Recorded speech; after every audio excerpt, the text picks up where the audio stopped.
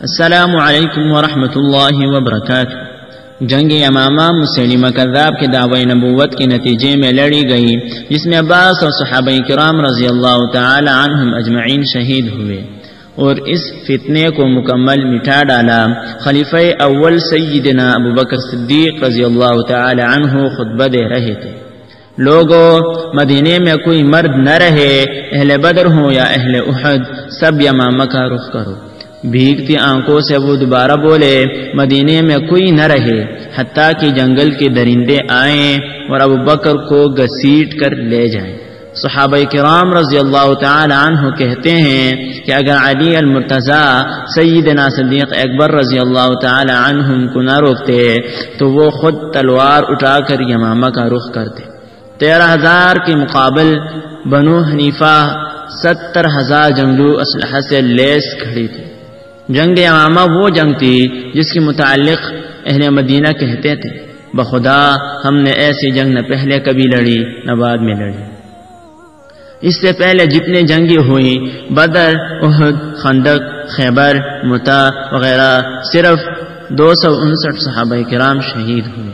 ختم نبوت صلی اللہ علیہ وسلم کے دفاع میں 1200 صحابہ کئی جسموں کے ساتھ قتل میں پڑے تھے۔ اے مسلمانوں، تمہیں پھر بھی ختم نبوت صلی اللہ علیہ وسلم کی اہمیت معلوم نہ ہوئی؟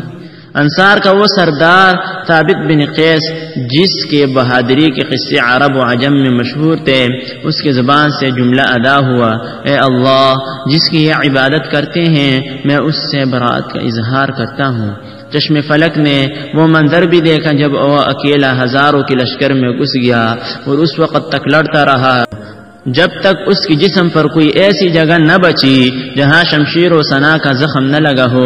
عمر بن خطاب رضی اللہ تعالی عنہ کا بھائی زید بن خطاب، جو اسلام لانے میں صف اول میں شامل تھا، اس نے مسلمانوں میں آخری خطبہ دیا: واللہ میں آج کے دن اس وقت تک کسی سے بات نہ کروں گا جب تک کہ انہیں شکست نہ دے دوں یا شہید نہ ہو جاؤں۔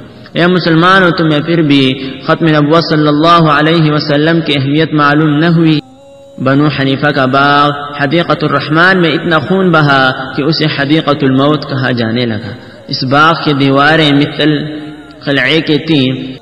کیا عقل یہ سوچ سکتی ہے کہ ہزاروں کا لشکر ہو اور برا بن مالک کہے: اے مسلمانوں، اب ایک ہی راستہ ہے، تم مجھے اٹھا کر اس قلعے میں پھینک دو، میں تمہارے لیے دروازے کھولوں گا۔ اس نے قلعے کے دیواروں پر کھڑے ہو کر منکرین ختم نبوت کی اس لشکر جرار کو دیکھا اور پھر تنہا اس قلعے میں چھلانگ لگا دی۔ قیامت تک جو بھی بہادری کی دعویٰ کرے گا یہاں وہ بھی سر پکڑے گا۔ ایک اکیلا شخص ہزاروں سے لڑ رہا تھا، ہاں اس نے دروازہ بھی کھول دیا اور پھر مسلمانوں نے منکرین ختم نبوت کو کاٹ کر رکھ دیا۔ اے مسلمانوں، کاش کہ تم جان لیتے کہ تمہارے اسلاف نے اپنی جانیں دے کر رسول اللہ صلی اللہ علیہ وسلم کی ختم نبوت کا دفاع کی۔ کاش تمہیں رسول اللہ صلی اللہ علیہ وسلم کی ان صحابہ کے جذبوں کا علم ہوتا جو ایک مقتبل جماعت کے ساتھ حد نگاہ تک پہلے لشکر سے ٹکرا گئے۔ قادیانیت ایک بہت بڑے فتنے کی صورت میں نمودار ہے، پس ہر صاحب ایمان کی ذمہ ہے وہ اس کے سدباب کی کوششوں میں شریک ہو۔ اے مسلمانوں، تحفظ ختم نبوت کی جہاد میں اپنا کردار ادا کرو تاکہ قیامت کے دن خاتم النبیین صلی اللہ علیہ وسلم کی شفاعت نصیب ہو۔ آخر میں آپ سے التماس ہے، صحابہ کرام رضی اللہ تعالی عنہم اجمعین کے اس داستان عشق و قربانی کو تمام مسلمانوں کے سامنے رکھنے کی غرض سے اس تحریر کو آگے منتقل کرنے میں اپنا کردار ادا کریں۔ والسلام۔